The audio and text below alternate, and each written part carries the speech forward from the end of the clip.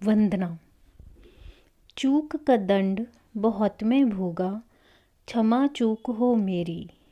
माथा रगड़ूं द्वारे तुम्हरे, भूल भई है मोरी। भक्त का ध्यान जब अपने मन की अवस्था की ओर जाता है तो उसका हृदय कांप उठता है। प्रियतम प्रभु को भुलाकर तथा इस दुखदायी जगत में अपने मन को लगाकर उसने कितनी बड़ी भूल की है। इस भूल का उसे बहुत दंड भी मिला है। भक्त अब रोता है, पछताता है, छुटकारे का मार्ग ढूंढता है।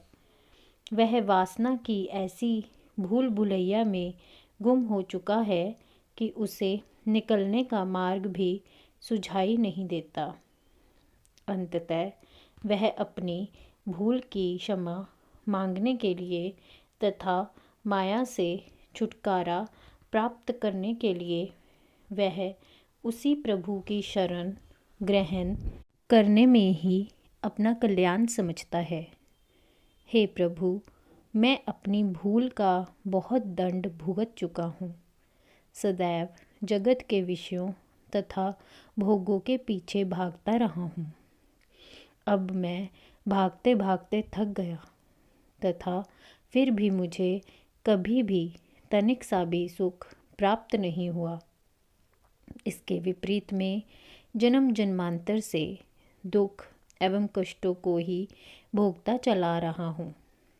प्रभु, मैं आपका अपराधी हूँ। आपको भुलाकर तथा मन, बुद्धि इत्यादि को जगत के प्रति आकृष्ट कर मैंने जो भूल की है उसे क्षमा करो। मैं तुम्हारे द्वार पर माथा रगड़ता हूँ, तुम्हारे पांव पड़ता हूँ एवं क्षमा की भिक्षा मांगता हूँ। हे प्रभु, दया करो, दया करो। माथा रगड़ने का अर्थ अपने अहंकार को प्रभु के चरणों में डाल देना है। अहंकार को अपने हृदय में रखकर केवल बाह्य भौतिक माथा रगड़ना केवल दिखावा मात्र है। अहंकार में सभी प्रकार की प्रवृत्तियों का समावेश है। माथा रगड़ने से मन तथा सारे शरीर का परिणाम हो जाता है, किंतु कठिनाई यह है कि संसारी जीवों को माथा रगड़ना आता ही नहीं। भला कोई अपने अहंकार को बचाकर रख ले और केवल औपचारिकता पूर्ण करने के लिए प्रणाम का ढोंग करे तो उससे भला क्या लाभ। इन पंक्तियों में भक्त के हृदय में पनप रही जगत से छुटकारा प्राप्त करने की व्यथा प्रकट होती है।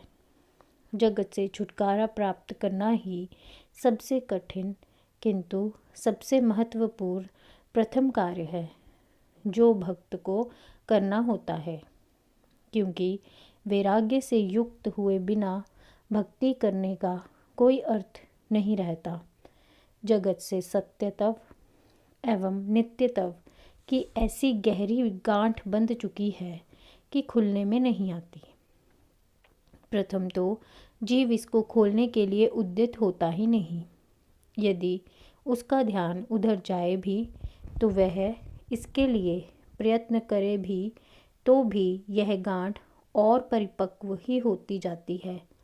वास्तव में जीव के हाथ में इस गांठ को खोलना है ही नहीं। भ्रांति रूपी यह गांठ ईश्वर के संकल्प के अधीन जीव के चित्त में स्थापित हुई है तथा इस गांठ को खोलने के लिए ईश्वर संकल्प, कृपा तथा शक्ति की आवश्यकता है। इन्हीं भावों तथा विचारों से अभिभूत होकर भक्त प्रभु की शरण ग्रहण करते तथा अपने सर्व अहंकार को उनके चरणों में अर्पित करते हैं।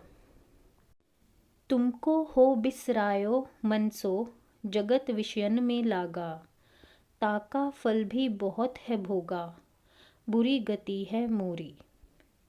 जीव से यही भूल हो गई है कि उसने अपने मन से प्रभु को विसार कर जगत के विषय भोगों को स्थापित कर दिया है।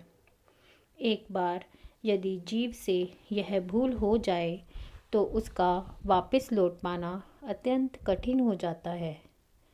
लोग सोचते हैं कि एक बार विषय के आनंद को ग्रहण करके थोड़ा सा देख लिया जाए, उसके पश्चात विषय भोग नहीं करूँगा। किंतु जब एक बार कोई जीव माया विषय रूपी समुद्र में पाँव रख देता है तो विषय रूपी मगर उसका पाँव पकड़कर समुद्र की गहराइयों में खींचता लिए जाता है। जीव विषयों के समुद्र में गहरा उतरता जाता है। आरंभ में उसके मन में अपने प्रयत्न से छुटकारा प्राप्त कर लेने का अहंकार होता है। धीरे धीरे यह अहंकार भी दब जाता है तथा जगत से छुटकारे का प्रयत्न भी। ऐसी अवस्था में जीव के अंदर विषयों के प्रति दुख की भावना लुप्त हो जाती है तथा वह जगत के पीछे ही भागता फिरता है। जब उसे इस बात की समझ आती है कि मैं भूल से कुमार्ग पर आ गया हूँ, जहाँ केवल दुख ही दुख तथा चंचलता ही चंचलता है, तब उसके प्रयत्न का अहंकार पुनः जागृत हो उठता है। लंबे समय तक वह अपने पुरुषार्थ का सहारा लेकर ही विषय रूपी समुद्र से उभर जाना चाहता है। जीव को जितनी जल्दी यह समझ आ जाए कि प्रयत्न से कुछ होने वाला नहीं, उतना ही उसके लिए मंगलकारी है। जीव से भूल हुई, उसका फल भी उसे भोगना पड़ा। कभी दुखी तो कभी क्षण मात्र के लिए सुख का आभास। प्राय तो उसे प्रतिकूलताओं का ही सामना करना पड़ा। बीच बीच में कभी कभी उसके मन अनुकूल वातावरण एवं परिस्थितियां प्राप्त हुई, किंतु शीघ्र ही या तो जगत ने अपना रूप बदल लिया अथवा उसके चित्त की अपनी अवस्था बदल गई। कल तक जो अनुकूलता दिखाई दे रही थी, अब प्रतिकूलता लगने लगी। इस प्रकार प्रभु को भूलने तथा जगत में मन को लगाने का फल उसे उलझाए रखता है। इस प्रकार जीव की गति अत्यंत ही शोचनीय हो गई है।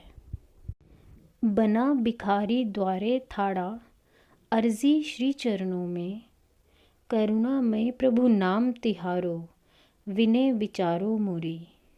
भक्त भिक्षुक के रूप में प्रभु के द्वार पर खड़ा है तथा बार बार भिक्षा के लिए प्रार्थना करता है। वास्तव में यह भिक्षा कुछ पाने के लिए नहीं, बल्कि त्यागने के लिए है।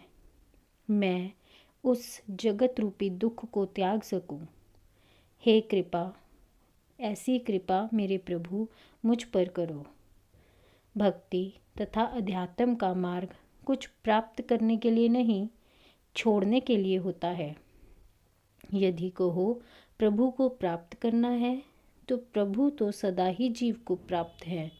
जो प्राप्त हो उसे प्राप्त क्या करना, और जो प्राप्त नहीं है किंतु प्राप्ति का अहंकार हो, उसको त्याग करने के लिए भक्ति एवं अन्य आध्यात्मिक साधना का विधान किया जाता है।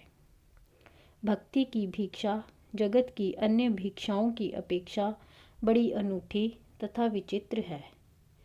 जगत जीव का कभी ना था, ना हुआ है और ना ही कभी हो सकता है। जड़ एवं चेतन का परस्पर संबंध संभव ही नहीं। अतः जगत रूपी तथाकथित सुख जीव को ना कभी प्राप्त हुआ है और ना ही कभी प्राप्त हो सकता है। जीव में उसे प्राप्त कर लेने की भ्रांति अवश्य उदय हो जाती है, किंतु जितनी जितनी यह भ्रांति बढ़ती जाती है, उतना ही जीव प्रभु से अधिकाधिक उदासीन होता चला जाता है। इसलिए भक्त जगत के प्रति त्याग की भावना को मन में रखकर प्रभु के द्वारे भिक्षा मांगने के लिए खड़ा है। हे प्रभु, आप करुणा निधान हैं, सब कुछ कर सकने में सर्वसमर्थ हो। आपके मात्र भ्रिकुटी हिला देने से ही सृष्टियों का उदय अस्त हो जाता है। आपके लिए कुछ भी कर पाना असंभव नहीं। इसलिए हे करुणा में प्रभु, मेरी स्थिति, गति एवं मति पर क्षण मात्र के लिए विचार करो। मैं जगत के भोगों से कितना तथा किस प्रकार दुखी हूँ। तुम्हारे वियोग में मेरा हृदय तड़पता रहता है, किंतु फिर भी विषय भोग हैं कि मेरा पीछा नहीं छोड़ते।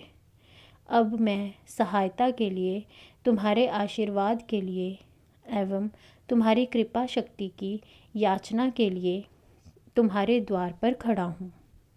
ऐसी विपद पड़ी है मुँह पर, दिखत ना हितकारी। वेग उभारो, पार करो प्रभु, डूबत जात है मोरी। जीव पर जगत के प्रति आसक्त हो जाने के रूप में सबसे बड़ी विपदा पड़ी है। सामान्य जीव इसको विपदा समझता ही नहीं।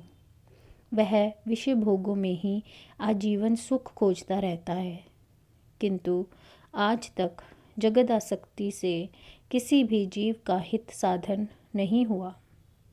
जो जगत स्वयं स्थिरता धारण नहीं कर सकता, वह किसी को भी स्थिरता कैसे प्रदान कर सकता है।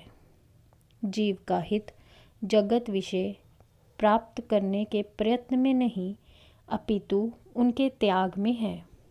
जीव ना चाहते हुए भी भव जल में नीचे ऊपर होता रहता है। अहंकार स्वयं आसक्ति को न छोड़ना चाहता है, ना ही प्रयत्न करने पर छोड़ ही पाता है। वास्तव में जीव चिंतन की दिशा ही गलत हो गई है। जगत ने जीव को नहीं पकड़ रखा, वरन जीव ने ही जगत को पकड़ रखा है। उसकी नैया भवरूप सागर में डूबती चली जा रही है, किंतु मनुष्य इसको समझ ही नहीं पाता। जब कुछ समझ आती है तो प्रभु से सहायता के लिए प्रार्थना करता है। उसके द्वार पर भिखारी की भांति कृपा प्राप्ति निमित्त खड़ा रहता है। तीर्थ शिवोम गुरु तुम दाता, तुम ही सकल विधाता। तुमरी नज़र कृपा हो मुझ पर, करत वंदनी तोरी। अंततः भक्त सद्गुरु स्वरूप ईश्वर को ही जगत के सुख का दाता मानता हुआ, उससे विनय करता हुआ कहता है, हे प्रभु, आप सकल जगत में एकमात्र विधाता हो। आपकी विधि के आगे किसी का कोई भी वश नहीं चलता। समस्त जगत आपकी मौज के अनुसार यंत्रवत नाचने, भागने एवं क्रिया करने में विवश है। जिसको तुम जिलाना चाहो वह जी जाता है, जिसको तुम डुबोना चाहो वह डूब जाता है। जीव के पास अभिमान के अतिरिक्त और कुछ नहीं। अभिमान वश ही वह सुख एवं दुख को प्राप्त करता है। हे प्रभु, अब तुम्हारी कृपा की एक नज़र मुझ पर हो जाए, क्योंकि उसके बिना जीव का कल्याण नहीं। तुम्हारे चरणों में मेरी यही प्रार्थना है। भगवान से प्रार्थना करने का अर्थ यह है कि जीव अपने अहंकार तथा मद को श्री प्रभु चरणों में अर्पित कर देता है। अहंकार को मन में सुरक्षित रखकर प्रार्थना का कोई अर्थ नहीं रहता। अहंकार मनुष्य को समष्टि चेतना से भिन्नता अनुभव करवाकर उसे जीवत्व प्रदान करता है। शक्ति के प्रसव क्रम में अहंकार जगदाभिमुखी प्रवाहित होता है तथा प्रति प्रसव क्रम में ईश्वर के श्री चरणों में विलीन हो जाने से के कारण अभिमुख होता है। सच्चे हृदय से प्रभु के समक्ष नतमस्तक होना, प्रभु को प्रार्थना करना तथा अहंकार को श्री चरणों में अर्पित करना, यही साधना है।